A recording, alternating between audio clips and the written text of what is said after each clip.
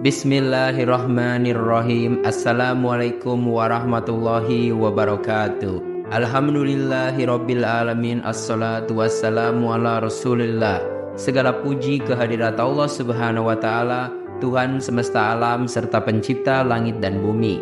Dan juga sholawat untuk Nabi besar Muhammad sallallahu alaihi wasallam sebagai bentuk cinta dan penghormatan kita kepada beliau.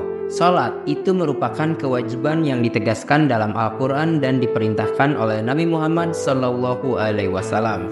Dalam Al-Quran, Allah Subhanahu wa taala berfirman dalam surah Al-Ankabut ayat ke-45. Sesungguhnya salat itu mencegah dari perbuatan keji dan munkar, dan sesungguhnya mengingat Allah adalah lebih besar keutamaannya, dan Allah mengetahui apa yang kamu kerjakan. Nah, ayat ini menunjukkan bahwa sholat memiliki manfaat besar dalam menolak perbuatan dosa dan mencegah dari perbuatan tercela. Sholat juga mengajarkan kesucian, kesederhanaan, dan ketaatan kepada Allah Subhanahu wa taala. Nah, sholat itu bukan hanya ritual ibadah, tetapi juga pelindung spiritual yang membimbing umat Islam untuk menjauhi perbuatan dosa dan tercela. Dengan memperbanyak sholat, seseorang memperkuat hubungannya dengan Allah Subhanahu wa taala, sehingga lebih mudah untuk menahan godaan dan mengendalikan diri. Selain itu, ada juga salah satu ayat Al-Quran yang menegaskan pentingnya sholat, yaitu di dalam surah Al-Ma'un ayat ke-4-5. Maka celakalah orang-orang yang sholat, yaitu orang-orang yang lalai dari sholatnya, yaitu mereka yang berbuat riya. Nah, ayat tadi itu menyoroti kecaman terhadap orang-orang yang mengabaikan sholat dan melaksanakannya dengan lalai serta tanpa kekhusyuan. Mereka lebih mementingkan penampilan fisik atau kepentingan duniawi daripada ketaatan kepada Allah Subhanahu wa taala. Ayat ini menegaskan bahwa pelaksanaan sholat yang sejati adalah sholat yang dilakukan dengan khusyuk, penuh kesadaran dan ikhlas kepada Allah Subhanahu wa taala. Jadi ayat ini itu mengingatkan kita untuk tidak menganggap enteng ibadah sholat. Kita harus menyadari pentingnya sholat sebagai bentuk pengabdian kepada Allah Subhanahu wa taala dan sebagai sarana untuk memperkuat hubungan spiritual kita dengannya. Dengan memperhatikan kualitas dan kekhusyuan sholat, kita dapat mencapai manfaat spiritual yang sebenarnya dari ibadah ini. Nah, ngomong-ngomong soal khusyuk, di sini kira-kira kita punya 7 tips agar sholat kalian bisa lebih khusyuk. Yang pertama, persiapkan diri secara mental dan fisik. Luangkan waktu untuk membersihkan diri secara fisik dan mental sebelum melaksanakan sholat. Terus juga kalian bisa hindari tergesa-gesa dan berusaha untuk mempersiapkan diri dengan tenang dan penuh kesadaran sebelum memulai sholat. Terus untuk tips yang kedua, kalian bisa menunaikan sholat di waktu yang tepat.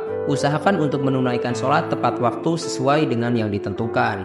Hindari menunda-nunda pelaksanaan sholat karena hal ini dapat mengganggu konsentrasi dan kekhusyuan. Untuk tips yang ketiga, pilihlah tempat yang tenang dan terbebas dari gangguan. Hindari tempat-tempat yang ramai atau bising yang dapat mengganggu konsentrasi. Untuk tips yang keempat, kalian bisa usahakan untuk memahami makna dari setiap gerakan dan bacaan dalam sholat. Jadi renungkan makna zikir dan doa yang ada di dalam bacaan sholat, sehingga dapat menambah kekhusyuan kalian. Terus untuk tips yang kelima, konsentrasikan pada komunikasi dengan Allah. Jadi kalian bisa fokuskan pikiran dan hati pada Allah Subhanahu wa taala. Bayangkan bahwa kalian itu sedang berbicara langsung dengannya dan sampaikan segala pikiran, kekhawatiran dan harapan kalian kepada Allah Subhanahu wa taala. Untuk tips yang keenam, kalian bisa minta perlindungan dari gangguan setan. Nah, sebelum memulai sholat, bacalah ayat-ayat perlindungan seperti ayat kursi atau surah Al-Baqarah ayat ke-255 atau surah Al-Falaq atau enggak surat An-Nas. Nah, untuk tips yang ketujuh, percayalah bahwa sholat adalah waktu bersama Allah Subhanahu wa ta'ala. Jadi pertahankan keyakinan bahwa setiap gerakan dan doa yang kalian lakukan dalam sholat itu memiliki makna dan dampak yang besar di hadapan Allah Subhanahu wa ta'ala. Sekarang mari di sini kita akan bahas beberapa sebab kenapa orang itu bisa malas sholat berdasarkan ayat Al-Quran serta ada juga tafsirnya. Untuk yang pertama itu karena kesibukan dunia. Ayat 9 dari surah Al-Ma'un itu menyebutkan bahwa yaitu orang-orang yang menolak orang miskin dengan keras. Ini menyoroti sikap egois dan terlalu terikat pada urusan duniawi yang membuat seseorang itu lalai dalam menjalankan kewajiban agamanya, termasuk salah satunya adalah sholat. Nah, untuk penyebab yang kedua itu juga bisa jadi rasa malas dan juga lelah. Untuk penyebab yang ketiga itu kegelisahan dan kekhawatiran. Nah, ayat 7 dari surah Al-Ma'un itu menyebutkan yaitu orang-orang yang dilihat sholatnya. Ini mengindikasikan bahwa seseorang mungkin mengabaikan sholat karena khawatir tentang bagaimana mereka akan terlihat oleh orang lain atau karena kegelisahan tentang urusan duniawi. Untuk penyebab yang keempat itu ketidaktaatan dan kekufuran. Ayat 12-13 dari surat Al-Mudaththir itu menyebutkan begini, "Dan aku tidak pernah merasa mendapatkan apa yang didapat orang-orang lain. Apakah kiranya dia mengira bahwa tidak ada yang melihatnya?"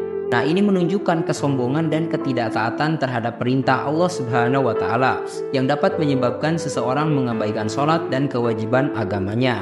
Nah, sekarang untuk solusi atau tips agar rajin sholat itu bagaimana? Menurut kita itu ada sekitar 2 alasan atau 2 tips yang paling penting yang bisa kalian praktekkan. Yang pertama, kalian bisa berkumpul dengan jemaah. Jadi usahakan untuk melaksanakan sholat berjamaah di masjid atau di tempat ibadah lainnya sesering mungkin. Bergabunglah dengan komunitas muslim lokal atau tempat-tempat yang rajin dalam melaksanakan sholat dapat memberikan dukungan dan motivasi tambahan. Nah, terus untuk tips yang kedua, renungkan manfaat dan makna sholat. Jadi selalu ingat manfaat sholat itu apa saja. Dengan demikian, kalian bisa terus termotivasi untuk melaksanakan sholat tanpa keterpaksaan. Nah, sekarang kita masuk ke poin yang terakhir yang akan kita bahas di sini mengenai jenis-jenis sholat fardu dan sholat sunnah beserta jumlah rakaat yang akan dilaksanakan setiap hari. Yang pertama untuk sholat fardu itu ada sholat subuh, jumlah rakaatnya 2 rakaat dan dilaksanakan di waktu terbit fajar hingga terbitnya matahari. Nah, untuk sholat yang kedua itu sholat zuhur. Nah, sholat ini berjumlah 4 rakaat dan dilaksanakan dari waktu zuhur ketika matahari telah melewati puncaknya hingga waktunya asar sekitar pukul 12 siang. Selanjutnya ada sholat asar, jumlah rakaatnya 4 rakaat dan dilaksanakan waktu sore sekitar pukul 3 sampai 4 sore.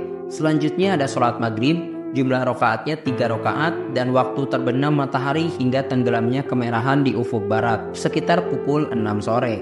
Nah, yang terakhir ada sholat isya, itu jumlah rakaatnya 4 rakaat dan dilaksanakannya dari waktu tenggelamnya kemerahan di ufuk barat hingga pertengahan malam, biasanya sekitar pukul 7 sampai setengah 8 malam. Selain sholat wajib atau sholat fardu, kita juga ada beberapa sholat sunnah. Tapi sebelumnya untuk sholat sunnah ini sudah pernah kita bahas di video sebelumnya, atau mungkin kalau videonya belum ada nanti kita akan upload di video-video yang mendatang. Jadi di sini kita akan sebutkan aja beberapa sholat sunnah yang sekiranya harus kita lakukan setiap hari untuk mendekatkan ketakwaan kepada Allah Subhanahu wa Ta'ala.